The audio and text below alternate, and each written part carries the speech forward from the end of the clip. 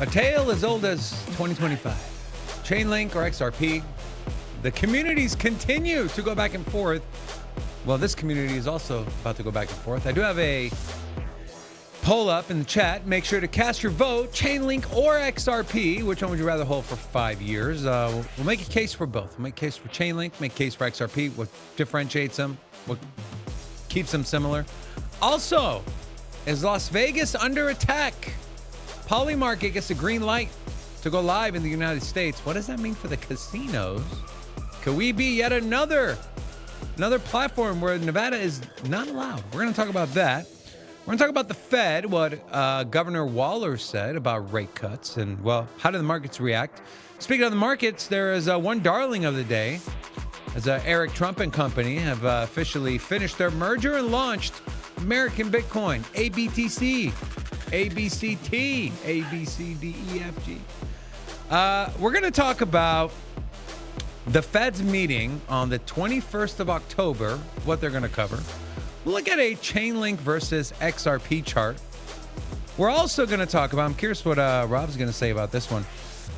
We're going to talk about Solana ecosystem, whether he'd rather have that or rather he'd rather hold the Kronos token. We have that and much, much more in today's episode of Sin City Crypto. Let's go.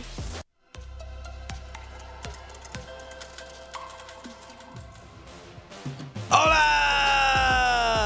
Is your boy Big Rob back in the house. Welcome to Sin City Crypto, home of the entertainment-focused cryptocurrency content. We take old, boring, stale information, repackage it all up in a fun and Las Vegas kind of way. Feeling good, man. Bitcoin's at 112. Now, we were there, what, a week ago? Okay, sure. Not a big deal. But I just feel like things are turning around here. I really believe this right here. Local bottom, 107. We're going to look back at this on the 1 month as an example. I think, like, you look here in the last 30 days, we went from 114. We put in a new all-time high, and we pulled back.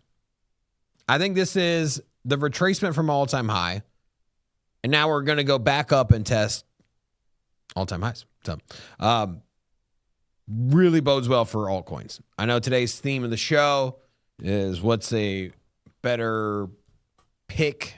I think time horizons is a good variable here. I don't think that either XRP or Chainlink are going to just outright beat the other one out over 1 year versus 4 year versus 10 year. And so that's going to be interesting how it shapes up. But altcoins are looking good, man. Altcoin season seems like it's kicking back up. I know I got the feels, man. I got the altcoin feels. You know what that is? The altcoin feels? Yeah. It's when you just wake up each and every morning with a larger green number in that portfolio, your crypto portfolio. Wow. It just feels really good, man. Revolutionary. Yeah. There it is. The man is a savant. Okay. They put out a Solana video this morning. Did a little top 3 Solana plays. So if you're joining us from that video, welcome. We're not talking about Solana yet. We're talking about Chainlink and XRP. So I'll start here. Okay. So over the last, I would say, 6 to 10 weeks, it's a lot of back and forth between the XRP community, Chainlink community. Which one's better? Which one's going to be the bank coin? Which one's going to service institutions? Which one's going to get left behind? We're going to start with a video here from formerly known as Chainlink God, Zach Rhines, and he was on this podcast. I forget the name of the roll-up. And that's what he had to say about Chainlink in relation to XRP. Yeah, I mean, this debate goes back to, at least from what I remember, 2019, so like kind of early days when I really got into crypto Twitter. But what it comes down to ultimately is just who is the best position to benefit from the institutional adoption of blockchains. For at least, since Ripple was a thing, that was always XRP's narrative. That, XRP would be the one to benefit. They're the one to work with the banks. There's all these NDAs. It's all hidden behind the scenes. But when it happens, you better be ready. It's going to happen. I've been hearing that stories along those lines for at least 7 years, personally. That the banks are right around the corner. They're just about to adopt it, and that whole time, these past 7 years, Chainlink has actually been working with institutions, and not in like there's a PDF from 10 years ago that mentions Chainlink, or it's all NDA, so I can't talk about it. But it's like Swift comes out and says, hey, we're using Chainlink for this. JP Morgan comes out and says, hey, we're using Chainlink for this. And UBS and SBI and like all these entities have said very publicly about like how they're using the Chainlink tech stack.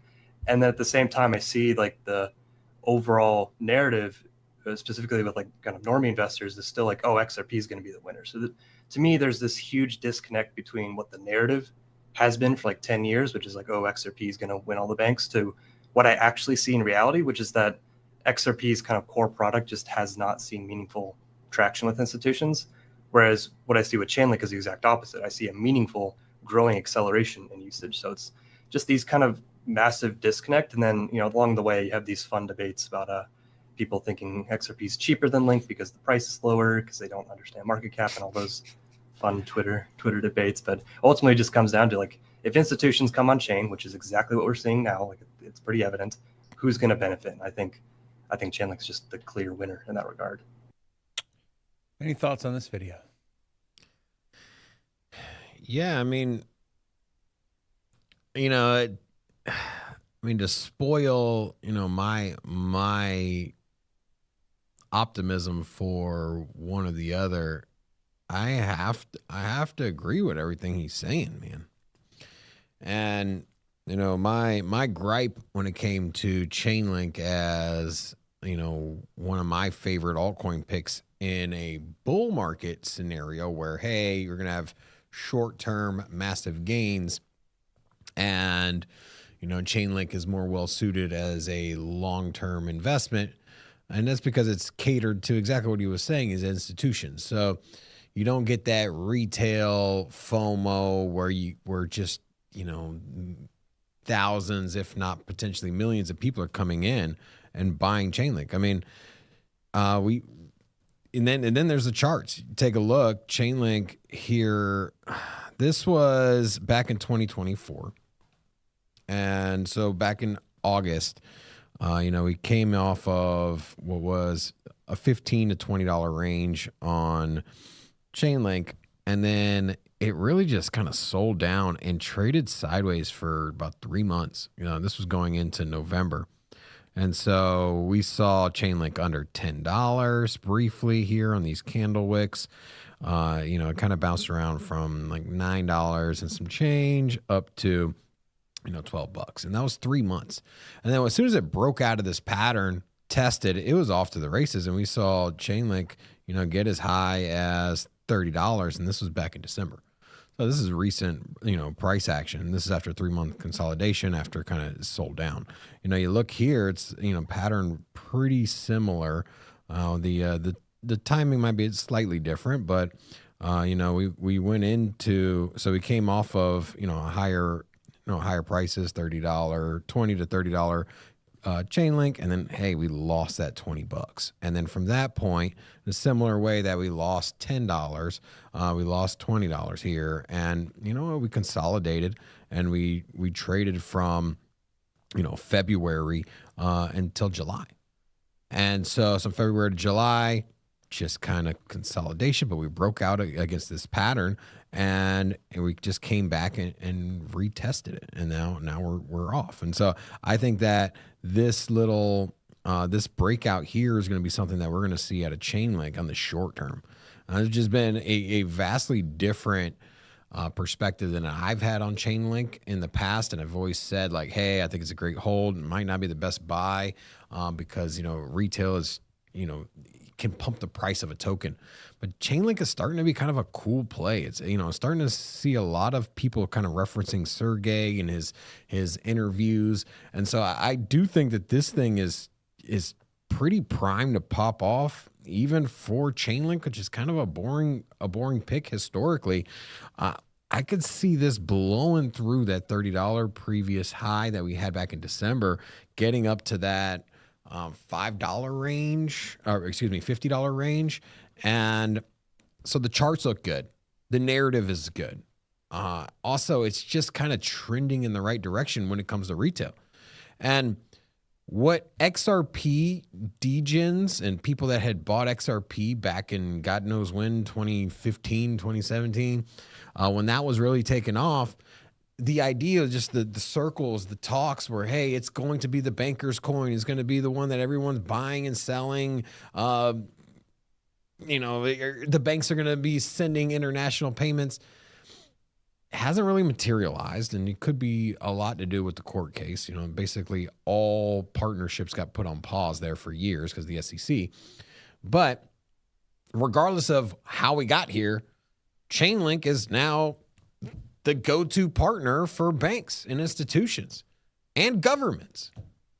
I mean, I understand that XRP has, and Brad Garlinghouse has had some visits. I don't think it's a winner take all. I don't think that XRP is doomed here. But from weighing one or the other, Chainlink is just kind of the deal right now. It's got a lot of buzz, and it really hasn't popped off and just crushed new all-time highs. So there's room to run on the charts. It's trending. It's used by banks. It's used by governments. It's got a big spotlight on it with the U.S. It dominates and has the monopoly of Oracle services, and everyone is using it, including other, in regards to other crypto blockchains. Also, XRP already had a big pump. It moved from 50 cents to $3. And so there's still a lot of people that have been long-term holders that and essentially sell and suppress the price. Because there's a lot of people that have made a lot of money in XRP. And so there's a lot of holders in Chainlink that are holding out saying like, hey, man, I'm not selling yet. But there's a lot of people that are holding XRP that are like, hey, you know what? I bought this thing at 50 cents. I bought this at 25 cents. I've heard that from at least 10 or 15 different people. How many people have you talked to that said, hey, man, you know what? I bought XRP at 50 cents and I'm doing pretty well. A lot. And so that is going to infect the price as XRP rallies, right? XRP gets to $4. The people that bought 50 cents are going to be more incentivized to sell. $5. Same can't really be said for Chainlink because so many people bought it $20 and it's currently at $23. So it's got a lot of room to run before those long-term holders are going to be incentivized to sell. And then just narrative, man. It's the cool play right now, man. It's the cool play. I'm not hating on XRP, but if you're going to compare it to Chainlink, a lot has changed in the last 6 months, particularly. That has made me very, very bullish on Chainlink.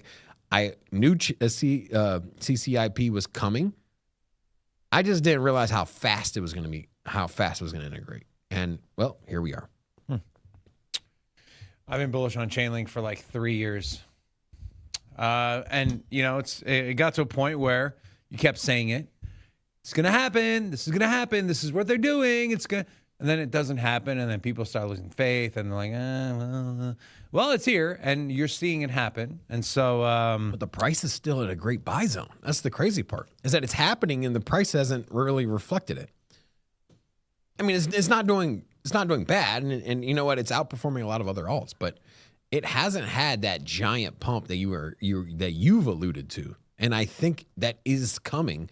And I think that the charts say it. And I don't know, man. I think this thing is heading up to, $50, dude. I don't know. XRP freak. It's getting real freaky in here. Said XRP was built for settlement of all assets. Link requires little to no value at all.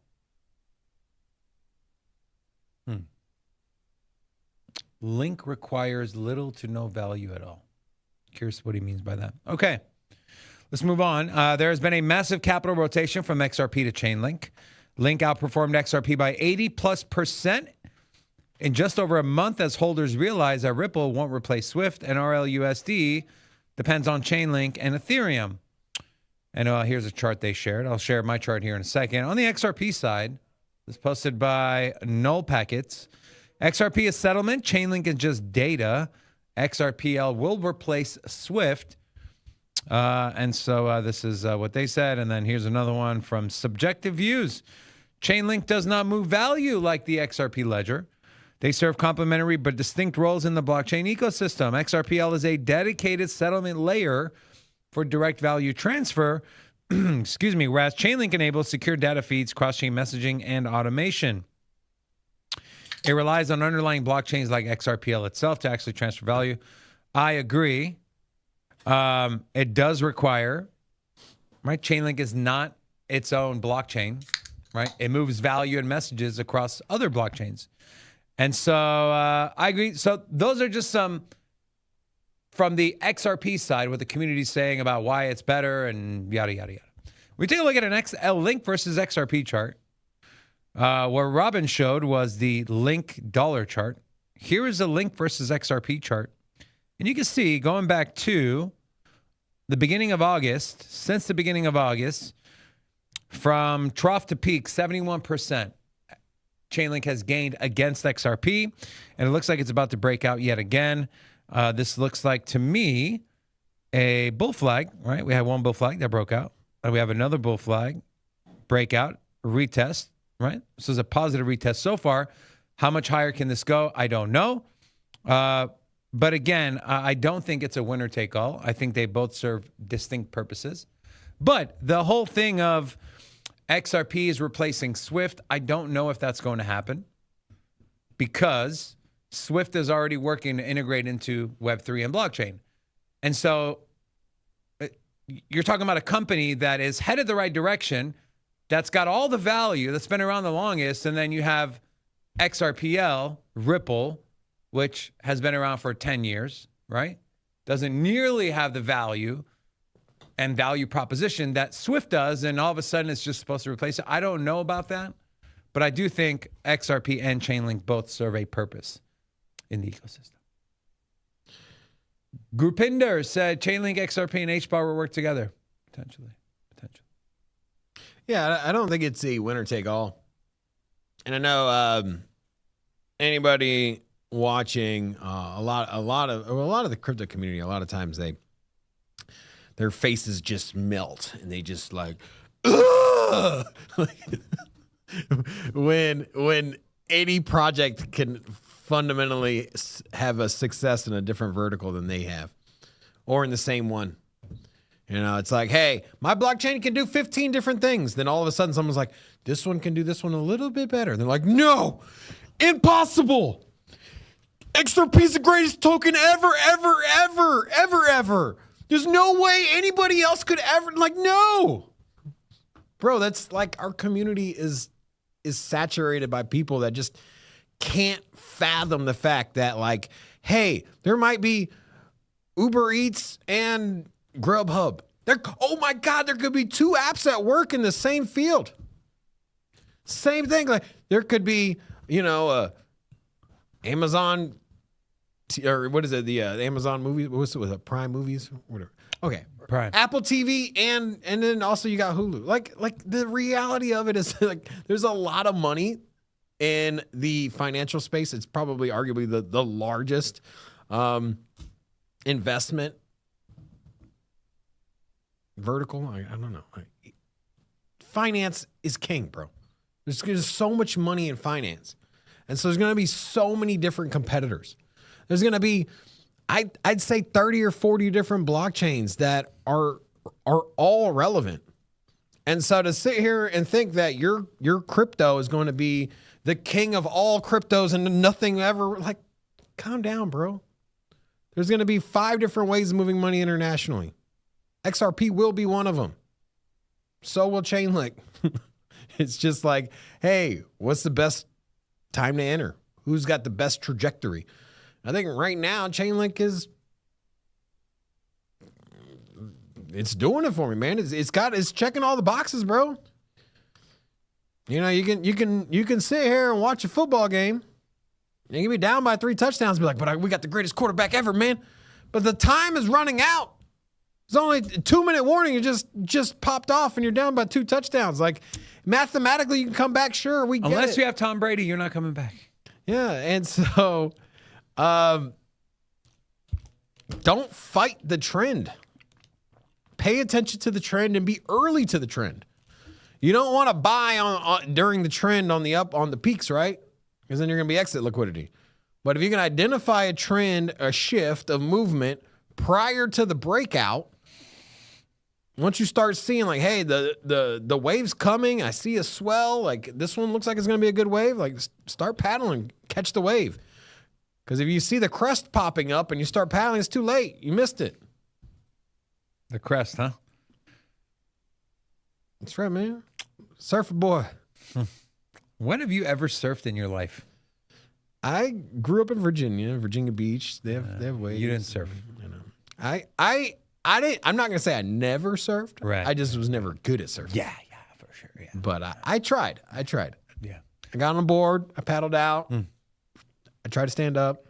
Couldn't really stand That's up. not surfing. Okay. It's trying though. Yeah. It's trying that counts. Yeah, I'm sure you've also tried a lot of things. Would you say you're an expert then? No. I never claimed to be a surfing expert. You literally just did. I just explained that, like, hey, you're trying to catch a wave, like, you know, keep your eyes out. Keep your eyes out for Rob. You can who spot him out a little. was on a surfboard one time and fell. It was back in. You ever see him out there? He'll give you some tips. 1992, man. Walk up to him, say, "Hey, Rob, nice speedo. Can you give me tips on the surfing, man?" Hey, And then he got you covered, guys. He got you covered. And then you'll head over to the casino there, roll some 77 sevens. Then he'll take you to his house and show you the wall of pictures of him being homecoming king. Did I get it all? Did I get all of it? most of it. Most of it. Yeah. You know, Rusty Bot said, "I bet he can't even swim." Ah, Swim, I can. I like to float though. Big hot tub fan. Good old hot tub. You know, hot tub plus the ice cold beverage. Moscow Mule and a hot tub. okay. All right. So here's some news on Ondo. Before we learn Rob's social security number here in a second, if he keeps going. Ondo markets went live today. Check this video from Ondo. Let me make sure yeah, okay, cool. This is a video, and then we'll get into what it means. Okay, I'll just mute that for a second. No one talks. Okay, so Wall Street 2.0 is here. Okay, markets are now 24/7. 100+ stocks, ETFs. They've been talking about this for months now, right? Likes of Tesla, Nvidia, Apple. We're talking about markets coming on chain, RWA, tokenization. Well, guess what, guys? I know it's sometimes surreal to be talking about something for so long, and then when it actually starts happening, you kind of like lose focus, and you're like, wait, is this actually happening? Yes, it is actually happening. It's official. And so shout out to Ondo. Ondo Global Markets is now live, providing one of the largest ever selections of tokenized U.S. stocks and ETFs on chain with the liquidity of traditional finance on ETH. Now, the important thing here is it says starting on ETH. We can assume it's going to Solana. I would bet it's going to go to the likes of SUI and probably XRPL, probably Avalanche, so a bunch more. So Ondo Global Markets launches with support of many of the world's lending applications and platforms, including, and it's got a list of all the platforms here, including Chainlink, BitGet, OKX, so on and so forth. The current investment, so they talk about kind of the potential of the markets and what they're solving. Ondo Global Markets represents a step change over existing tokenization platforms, solving the structural issues that have plagued on-chain equities, illiquidity, wide spreads, and persistent price dislocations. Okay? Ondo Global Markets delivers a next-generation feature, 24/7 peer-to-peer transferability, 24/5 instant mint and redemption, so weekends are closed, access to traditional exchange liquidity, and DeFi compatibility. So they're pitching this as more than just hey, it's a tokenized stock. You can actually do things with this tokenized stock. And also, by the way, if you haven't done it already, the Solana video I talked about in the morning that I filmed, there's one protocol in there, one project that I talked about that you can do what Ondo's looking to have you do with their tokenized stocks on that platform. And so go watch the video if you haven't already. Moving on, secured, verified, and enforced. Kind of tells you like, hey, The tokenized stocks and ETFs that Ondo, that's tokenized by Ondo, they're fully backed and secured by U.S. stocks and ETFs held at one or more U.S. registered broker dealers, together with cash in transit. And they have a third-party verification agent that reviews. They're going multi-chain, okay? I didn't see a list. I'm sure if I dug into this. So let's check out the blog real quick, see if there's any lists we can find. Access restricted. What? What do you mean, bro? It's U.S. markets. I'm in the U.S. Anyways, this is pretty big news. Rob, access restricted. What are your thoughts here? It's live. It's official. Is this the beginning of the cascade of tokenization? And then if we check in on the RWA.xyz, take a look at stocks. There we go. Go to networks. So this is what the networks look like when it comes to tokenized stocks. Now, obviously, this news just came out, so I don't think it reflects in here. But you have the likes of Ethereum and its entire ecosystem, Solana, and XRP Ledger is number 2, with a market share of about 16%. RWAs are heating up. What are your thoughts on Ondo? What are your thoughts on this big piece of news? I'm just curious if Ondo is going to be the winner of tokenized stocks. That I'm not sure, because I feel like the size of it, there are some competitors, larger market cap, that have big communities that could swoop in and take that dominance. But why is everyone else taking their time? Ondo is moving quick. This is pretty damn big, dude. Now, you're not trading the stocks in real time on the NASDAQ, for example, but they're tokenizing the stocks and then trading it on their own platform. Make an argument that this essentially could replace Wall Street, which, like, on one end, I'm like,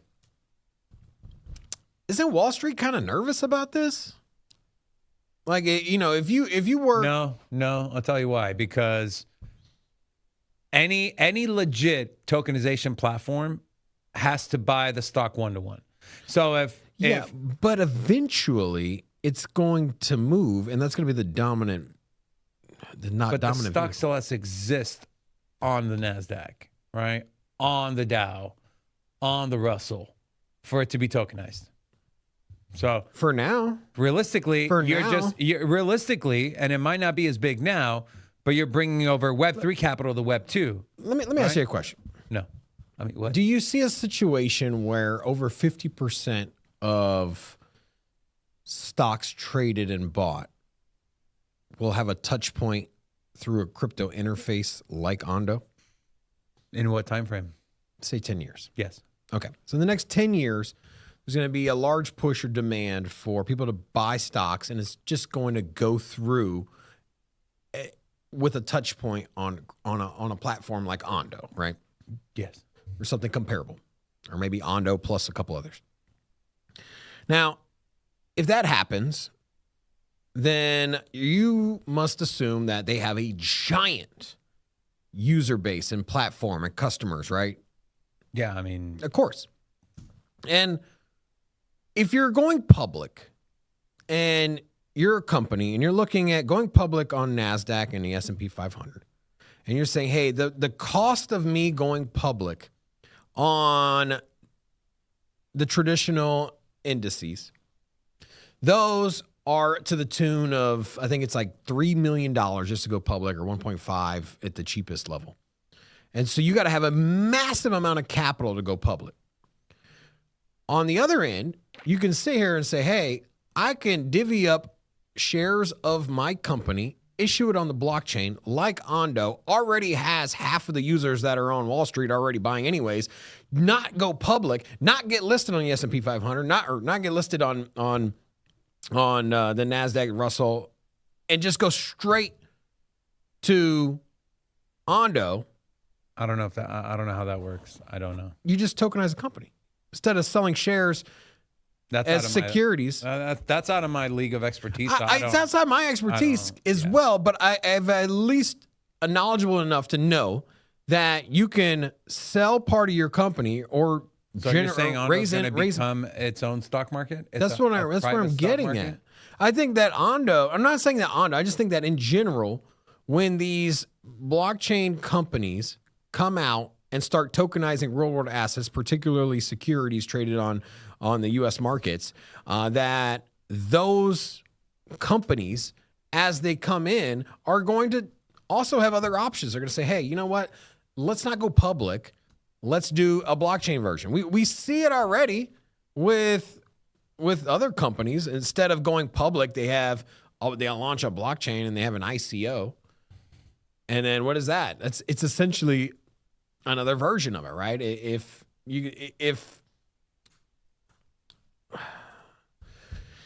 X decided to raise money, they could sell ownership not to a public company, but they could do it through blockchain. It's an interesting thought.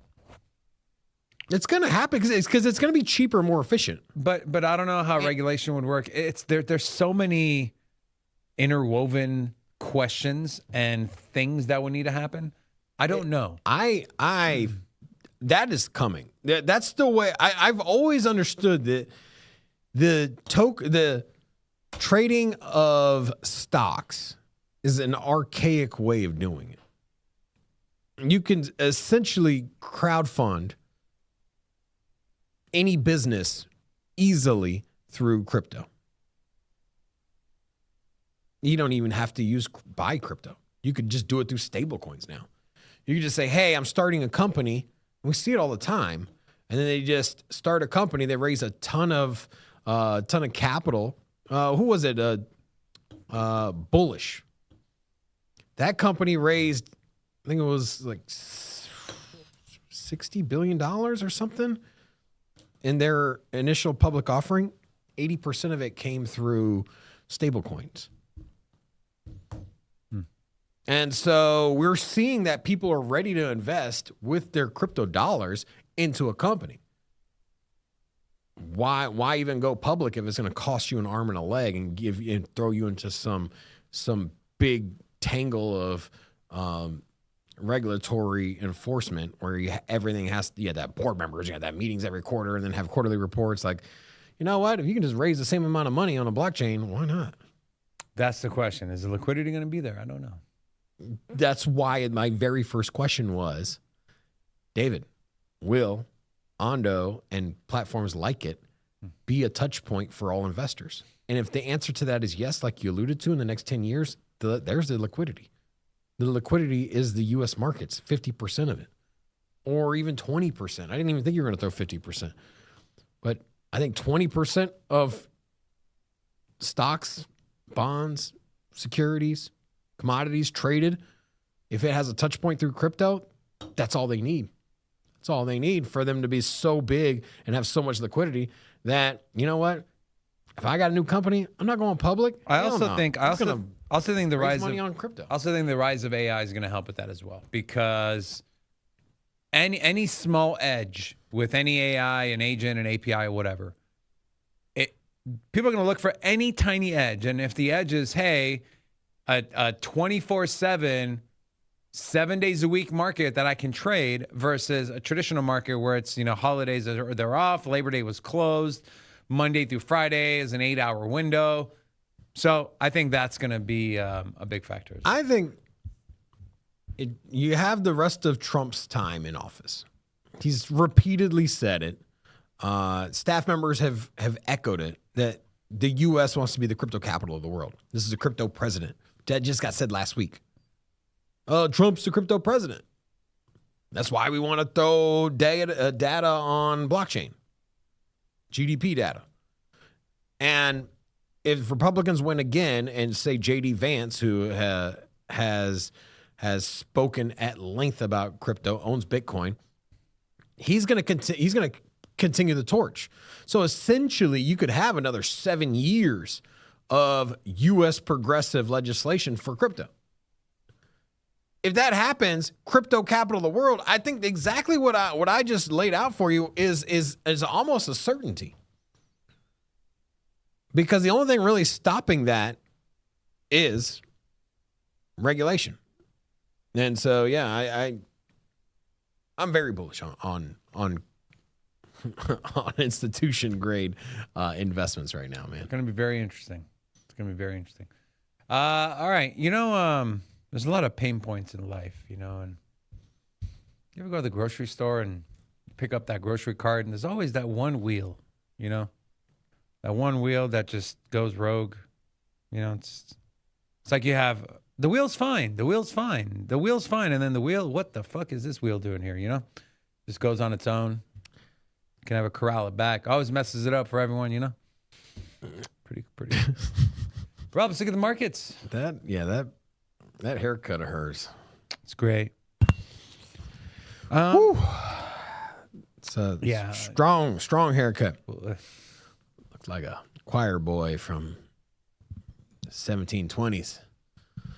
What was the one I was thinking, is that medieval times? Yeah, definitely medieval. Like, Yeah. I don't know who the hell opens up the scrolls and like reads out loud, but you know, like the person like, hear ye, hear ye, hear ye. She looks like she could be one of those British guards that just stand there. Just, you know. Pretty cool, right? Like, you know that friend that has the dumb dog that won't go outside? Like when you open the door, you're like, come on. And they're like, that's her? Yeah. She's the dog or the person? Both. All right. Dog and the person simultaneous. Let's look at the markets. All right. So Bitcoin sitting real nice at that 112,500. So we're starting to see a reversal in the short term. Can we get up above 115,000? I think that's the big question. If that happens, I'm all in on this thing continuing breaking all-time highs. I'm still not sold that this was the local bottom. I know that I kind of alluded to it being the local bottom here on the show. I'm more and more feeling that way.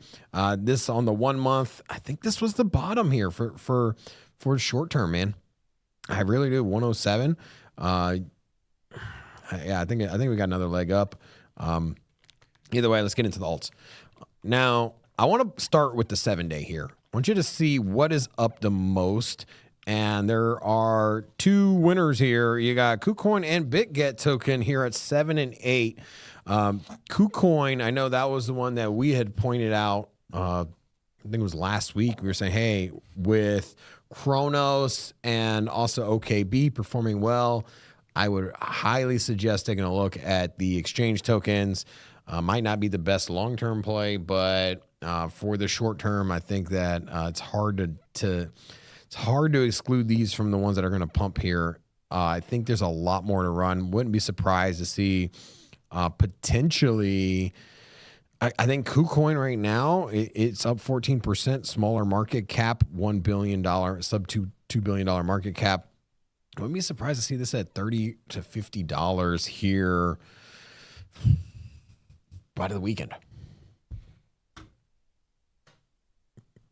2x by the weekend. You're just gonna wouldn't be surprised.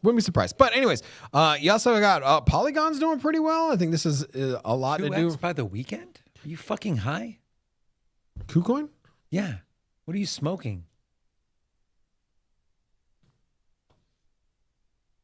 What is Big Rob smoking? KuCoin by Sunday, $30. We'll revisit this. No, exactly. There you go. Zero chance. I'm not going to take a bet because it's less likely. It's very unlikely. I agree that a 2x. Unless they have a magical token burn like OKB did, then sure. It's an exchange token. Of course they have magical token burn. And they control the liquidity on their own books. Yes, 100%. So then why isn't it pumped to $30? Because they haven't pulled the trigger yet. They haven't pulled the lever yet. They heard they watched the show. Now they're definitely going to pull the trigger because you said it's going to $30. Yeah. I can't explain the tokenomics, the pumponomics, the markets when it comes to exchange tokens. They are as manipulated as they come. However, there are a couple other exchange tokens that are doing well, and monkey see, monkey do. One exchange is like, hey, man, pump the liquidity. Let's go. Get that thing going. And so, hey, by Sunday, $30 KuCoin. How about this? If Sunday rolls around and KuCoin's at $30, I'll buy a Rolex that's worth double that value, If it doesn't, you give me that Rolex on your wrist. No, Yep. I don't believe. Come on. I am not. Just stop throwing outlandish shit out there. It's not outlandish. It's I think very that it's outlandish. I think it's probable. I don't think it's A I don't 2x is probable. Yes.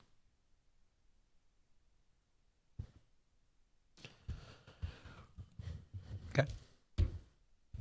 You're definitely not going to be right. I will come in here Monday in a pizza costume. Okay. There you go. Yeah. If KuCoin's at $30 Sunday night, 5 p.m. Pacific time, I will walk in here with a pizza outfit on Monday. You know what? I actually, that's what homecoming, my junior year or my sophomore year. I went to ask the girl. Her name was Kylie. Went to her house, and I literally was wearing a pizza outfit with just underwear, and with a pizza that I got from Mama's Pizza, and it had HC ? In pepperonis. And the dad opened the door, and he's like, "Are you fucking wearing any clothes under there?" I'm like, "Yes." And so, yeah, I think I still have that suit around somewhere. I might have to bust it out. If KuCoin gets to where this guy, yeah. All right.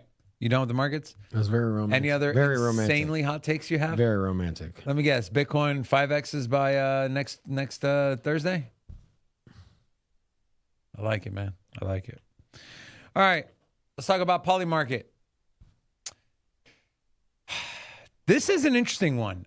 And I'll get to that why in a second. So, Polymarket CEO Shane Copeland announces that the Commodity Future Trading Commission, also known as the CFTC, has given Polymarket the green light to go live in the USA. Now, guys, I think this news is absolutely huge. And there was a take here from a handle titled Las Vegas Locally. A huge fight is brewing between Vegas casino owners and prediction markets. Kalshi and Polymarket could potentially siphon billions from the industry while avoiding the taxes and regulations that casinos face. The kicker, Donald Trump Jr., is financially involved in both companies. Now, we talk about, like, one of my most bullish altcoins is formerly known as D-King. Now it's Sire, right? And it's a predictions agent that puts in bets. My thing was, we're going to see more and more of that as AI grows. Well, we see what happens with humans. If they get too good at casinos and the sportsbook, they get banned. What's to say that agents won't get banned? Because you're betting against you're playing against a casino, right? If you win, the casino pays you out. Well, guess what? On Polymarket, it's peer-to-peer. There's not a single entity. Polymarket is not paying. So they literally don't give a shit where the money's coming in to or how good you are. They don't care because just like options trading, there will always be someone on the other side. So interesting spin here. What are your thoughts on Polymarket? And what are your thoughts on Vegas casinos, man? Is the win in trouble? It's coming for sure. Well, problem is what are casinos going to do about it?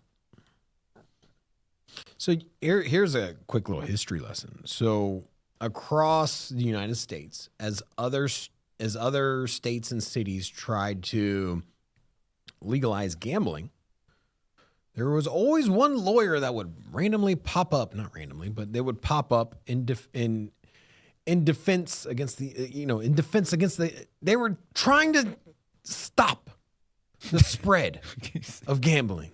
This lawyer, I don't know where they came from. They would just show up and they would litigate to say, hey, look, gambling's bad. Don't do it. Like, no, absolutely. And it was the city of Las Vegas. The city of Las Vegas would send out lawyers to other cities to battle against the spread of other places getting legalized gambling. And so that was what they did to combat it. Also, the state of Nevada has not allowed scratcher tickets, right? You or can't, lotto. Or the lottery. So the lottery currently, I think, is like over $1 billion. 1 billion. And here in Nevada, you can't buy a ticket. And so there's just yet another way that the casinos have influenced lawmakers. And so my first thought is that, hey, casinos ain't going to let this ride. We also don't have DraftKings out here. Or FanDuel. Or Stake. And so there's plenty of examples of how this state will shut it down. Oh, yeah. Oh, the gaming board is and big. So for me, I just think to myself, You ever seen the movie Casino with Robert De Niro? Yeah. It's pretty factual. So I think to myself, I'm like, there's no way. I mean, history just explains it. Like Nevada, particularly Las Vegas, will fight tooth and nail to prevent any competitors. And so what are they going to do? Also, you could have a shift here. Instead of because if this is statewide, you can ban stuff by the state, but if Polymarket gets the green light on the federal level, let's just say like the CFTC, then how can you stop it? They just did. That's what I'm saying. How do you stop it from a state level? Because now you can't stop American markets. You can stop the local markets. Sure, you're not going to have a Polymarket booth down on Las Vegas Boulevard, but hey, you got a Polymarket app, and then you can put your trades in there and not have a physical office in Las Vegas. There's nothing stopping you there. Otherwise, you got to shut down the CFTC.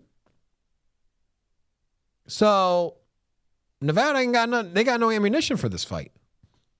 So if you can't beat them, join them. That's what I say. So I wouldn't be surprised. Call it here. Call it now. We start seeing prediction markets launched by the casinos. What did the casinos recently do in the last 7 or 8 years? It was the mobile app, right? You come to Vegas, you don't even got to walk into a sports book anymore. You just go deposit some money at the sports book, then you have it on the app, and you're good to go. As long as you're within the state line, you can put in your bets. Then they started expanding next state to next state. Now pretty much the whole damn country has a Caesars and the MGM app to do your sports betting. I think the same thing is going to happen with prediction markets. I think that they're going to be a new competitor. There's going to be a new competitor, and it's going to be the casinos. And so Polymarket, they're going to take as much market share as they can right now. The casinos are going to realize they can't do nothing about it, and then they're going to have to launch their own product. Or they fade and die. And Las Vegas has been slowing down a lot lately. The strip ain't packed like it used to be. It's also shifting from just gambling to more experience stuff. So, but I'm curious to see. But you can gamble everywhere now. That's why it's shifting from gambling. Why is it shifting from gambling? Because there's casinos everywhere across the country now. And you know what? Every time there's a new casino opening up, Las Vegas doesn't send their lawyer anymore. That's a thing of the past. They don't do it because they've lost that fight. No. They've lost that fight. And so now I feel like they're about to lose this fight too. So what are they going to do? I think they're going to launch their own predictions market. I don't know. We'll see. Or maybe find a way to integrate Polymarket. I don't know what that looks like, but hey. I do want to share Weeks is doing a new event that ends in 38 days. They're doing a daily spin where you're guaranteed to win something, okay? And the more volume you trade, the more spins you get. And so this is what futures looks like. The spot trading, you trade over $1,000 just spot, you get one spin. And then you also get spins for inviting people. And so if you are looking for an exchange that has deep liquidity and a great interface, we do have an affiliate link if you want to support the channel in the description of the video. And so make sure you go sign up and create an account. All right, let's talk about the Fed. For the first time in over 4 years, there are more unemployed people in the U.S. than there are job openings. Labor market continues to cool. And then you had this. This is Fed Governor Christopher Waller. Listen to this. So for me, I think we need to start cutting rates at the next meeting. And then we don't have to go in a locked sequence of steps. We can kind of see where things are going because people are still worried about tariff inflation. I'm not, but everybody else is. So I would say over the next 3 to 6 months, we could see multiple cuts coming in.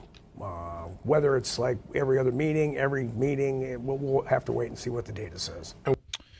And then you had this as well. The CME is now up to 95.6% that we are getting a rate cut in the month of September. I think at this point, we can all agree that we're definitely getting a rate cut, not just because of what CME is saying, but what you heard from Jerome Powell at Jackson's Hole, what you heard from Christopher Waller and some of the other governors and presidents of the Fed. And so, yeah, any commentary there before I move on? No, rate cuts are coming. You know, what was it? Game of Thrones? Winter's coming. Winter's coming. The Ice King. Alt season is coming. The Night King. What a great series, and then it just fell all apart when the Hollywood writers got a hold of it. Yeah, the first season was great. You know, when they showed Daenerys growing up in front of her eyes. Daenerys Targaryen, mother of chains, breaker chains, mother of dragons. Mother of chains, huh? Mother of chains. Mother of blockchains.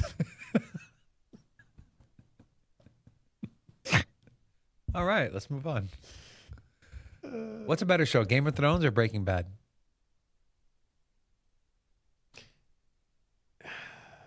It's tough, man.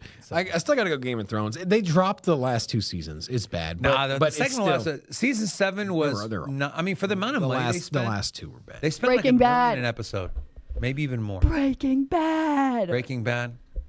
I don't know. Breaking Bad got just drug out. Yeah, I think I got to go Game of Thrones, man. Like Breaking Bad, it was just like, oh, hey, now it just got more and more into like a John Wick series. Like it started off very like Breaking Bad is still a great. I'm not hating on Breaking Bad, but if I had to compare it against Game of Thrones, Breaking Bad, I felt like just had a couple seasons too many, and then it just got a little far out there, right? It got way too far into like the John Wick kind of style. Everyone's shooting guns, and there's like it got a little out there, man. That was a good series. But it's still good. I'm curious from the community, what do you like better, Game of Thrones or Breaking Bad? Put a 1 for Game of Thrones, put a 2 for Breaking Bad. You know, Walking Dead was really good, and then that turned into a fucking disaster. The same thing. It just played out for Like, way what are too you long. doing? Like, how many more episodes of we're in a new city, and oh my god, there's more zombies, and we gotta. The problem, Eat this guy's the organs problem to with survive. Walking Dead was that the zombies were too slow and dumb. Then it ended up just being a show about humans versus humans, and then the zombie whole thing was just kind of a mute point. And just like, oh yeah, by the way, there's some zombies over there. A lot of Breaking Bad's in here, man. Yeah, it's a good one. Okay, That's the correct opinion. you're Breaking Bad, right? Yes, and have you seen Better Call Saul? It's even Yeah, better. Better Call Saul It's even is better. great. Okay. Great show. Yeah. The greatest show. Okay, let's talk about. It's posted by George from Cryptos Are Us. It says French Hill. What a name, huh? French Hill. I love that ice cream. Calm down, Joe Biden. No, Talking you about never had French Hill ice cream? French Hill. You mean French vanilla? French Hill ice cream. An ice cream called French Hill? Yeah, you never seen it? No, that doesn't exist. Oh, it's Turkey Hill French vanilla. Wow, you're so close. No, don't give him a round of applause. He doesn't deserve it.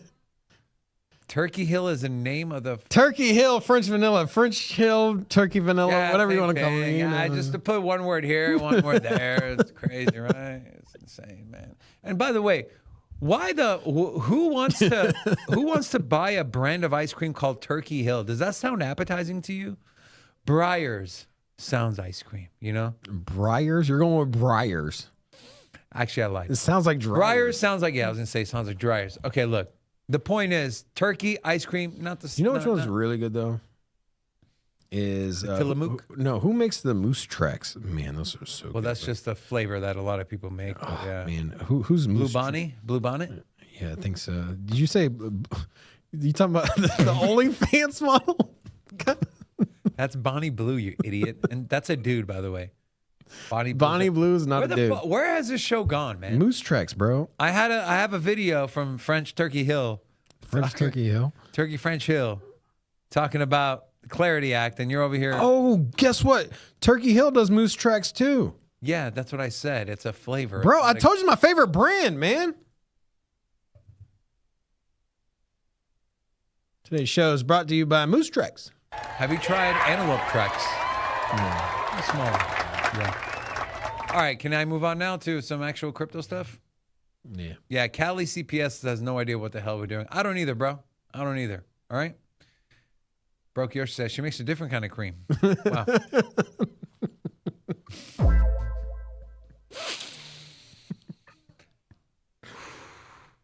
All right. Here is French Hill, not the ice cream, but a congressman, talking about the bill of crypto. Mr. Chairman, let me get your take on the digital assets legislation. You just mentioned the Genius and Clarity Acts. The Senate Banking Committee still discussing the framework for that Clarity Act. Senator Tim Scott chairs the committee, and he said that he believes there will be between 12 to 18 Democrats open to voting for market structure on digital assets. How are you expecting this to play out? Well, I really enjoyed working with Kirsten Gillibrand and Cynthia Lummis, both who've been real leaders. Chairman Tim Scott in the Senate has put together a working group on the digital assets framework. The Clarity Act in the House, which I wrote, got 78 Democrat votes here in the House. Back in July, we sent that to the Senate with really a suspension level vote. We got such overwhelming support by Democrats and Republicans. I would hope that the Senate would consider taking up the Clarity Act in their process and simply making improvements to it. I think that would be a great approach. But Tim Scott and his working group and the leadership of Subcommittee Chair Lummis and John Bozeman on the Ag Committee, they all have this at a top priority, and I hope we can get this done in the next few weeks. So I think, a lot of people have been pointing to the SEC delaying all these ETF applications, and I've said it before and I'll say it again. I think the biggest reason is they're waiting to see if this bill gets passed. If this bill gets passed, it's going to be easy yes or no. Moving forward with whatever's already in play, whatever applications they have already on their desk, and the ones moving forward, it'll be easy. So if you're all waiting on, is it going to happen? I think the SEC is going to push for this bill to pass before October. Obviously, you hear French Hill saying he wants it to pass. He thinks it's going to pass before October, or like right at October, right? 4 weeks. And so a lot of people, especially people like Charles Hoskinson, they're saying, hey, this is going to be a bigger catalyst than rate cuts, than really anything else. So any thoughts there? Thoughts on which part? Just in general. No. Do you think it happens in 4 weeks? It's a big bill.